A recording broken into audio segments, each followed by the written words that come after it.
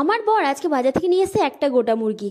আমি খাবো না বাড়ির সবাই খাবে? তোমরাই একবার বলো কে খাবে। তো আমি রাগের চোটে আমি বললাম যে কাউকে খেতে হবে না, আজকে আমি শুধু একাই খাবো আর তোমরা তাকিয়ে তাকিয়ে দেখবে। রেগে গিয়ে আমি গোটা মুরগিটাকে একদম ঠ্যাং পা হাত সব বেঁধে নিলাম। এরপর আমি কড়াই চাপিয়ে দিয়েছি আর কড়াইতে দিয়ে দিলাম তেল, আর মুরগিটা ভালোভাবে ধুয়ে নিয়েছিলাম কিন্তু, ঠিক আছে।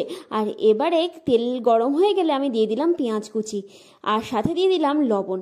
একে আমি দুটো গোটা মুরগি খেয়ে ফেলি, আর একটা মুরগি নিয়ে এসছে তাও বলছে আবার পিস করো সবাই মিলে খাবো। কোনো মানে হয় এটার? তো এরপরে পেঁয়াজটাকে সুন্দরভাবে ভেজে নিলাম আর ভাবলাম যে চলো ভিডিও করতে হবে, ভিডিও করলে আর কিছু বলতে পারবে না, তাহলে আমি ভিডিও করে নেবো, বলবো যে আমি তো ভিডিওর জন্য খেয়েছি। একটা বড় সাইজের টমেটো আর তার সাথে আদা আর রসুন বেটে নিয়েছি, এটাকে এবারে তেলের মধ্যে দিয়ে দেবো আর ভালোভাবে কষিয়ে নেব। গোটা মুরগি খেতে যে কি মজা! আর তোমরা কারা কারা অলরেডি গোটা মুরগি ট্রাই করেছো আমাকে একবার কমেন্টস করো তো। আমার মতন কেউ আছো নাকি যে গোটা মুরগি একাই একটা সাবার করে দিয়েছো?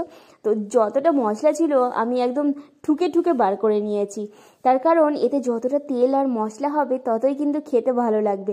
এখানে আমি দিয়ে দিচ্ছি চিকেন কারি মশলা। কোম্পানি চিকেনের কথা ভেবে একদম চিকেন কারি মশলা বানিয়ে দিয়েছে, ভাবো কোম্পানিও চিকেনের জন্য কতটা ভেবেছে। এখানে হলুদ দিয়ে দিলাম আর তার সাথে দিয়ে দিচ্ছি আমি শুকনো লঙ্কা গুঁড়ো। আমি কিন্তু এখানে একদমই কাঁচা লঙ্কা বা অন্য কোনো লঙ্কা ব্যবহার করব না, আমি শুকনো লঙ্কার গুঁড়ো ব্যবহার করবো, এতে কালারটাও সুন্দর আসবে আর তার সাথে ঝালটাও চরম লেভেলের হবে। একটু তেল কম লাগছিল তাই মশলাটা ভাজার জন্য আমি এখানে আরও একটু তেল অ্যাড করে দিলাম, নয়তো তেলটা বেশি দেখা যাচ্ছিল না। দেখো এখন পাশ থেকে দেখেছো কত সুন্দর তেল বেরিয়েছে আর মশলাটা একদম ভাজা হয়ে গেছে। আর এবারে আমি গোটা চিকেনটাকে দিয়ে দিলাম কড়াইয়ের মধ্যে আর এবারে আস্তে আস্তে গ্রেভিটাকে তুলে নিচ্ছি। গ্রেভিটাকে তুলে আস্তে আস্তে চিকেনের গায়ে দিয়ে দিচ্ছি আর হালকা হালকা করে নেড়ে দেবো আর মাঝে মধ্যে একটু একটু করে ঢেকে দেবো। এইভাবেই চিকেনটাকে সেদ্ধ করতে হবে, তার কারণ হচ্ছে এত বড় চিকেনটা সেদ্ধ করা তো আর চারটিখানিক ব্যাপার না, একে ঢাকা ঢুকি দেওয়াটাও একটা বড় ব্যাপার, ঢাকনা খুঁজে পাওয়া যায় না। একদিকে আমার বরটা কিন্তু খুব ভালো, আমি যা খেতে চাই তাই খাওয়ায়, কোনো কিছুতে বারণ করে না। অন্য কারোর বর হলে এতক্ষণে গোটা মুরগিটা খেয়ে নিলে আচ্ছা করে ঝামেলা শুরু করে দিত। যাই হোক, দেখো চিকেনটা কত সুন্দর দেখতেই পাচ্ছ যে কষানো হচ্ছে, দেখো পায়ে হালকা হালকা কিন্তু লেগে এসেছে। এইভাবে আমি কষিয়ে নেব।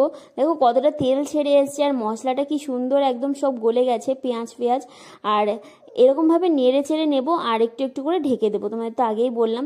ভালো করে কষানোর পর আমি এখানে দিয়ে দিলাম খানিকটুকু জল, তার কারণ এটাকে গোটা সেদ্ধ করতে হবে। আগে মশলা কষানোর সময় খেয়াল রাখতে হবে যেন কাঁচা গন্ধটা না থাকে, যেদিকে সলিড পিসটা বেশি ছিল সেদিকটা ঘুরিয়ে আমি সেদ্ধ চাপিয়ে দিয়েছিলাম। আর দেখো কালারটা আস্তে আস্তে কত সুন্দর চলে এসছে। এবারে চিকেনটা নামিয়ে রেখে আমি ঝোলটাকে আরেকটু টানিয়ে নেবো, তার কারণ হচ্ছে ঝোলটা একদম গ্রেভি হলে মারাত্মক লাগে।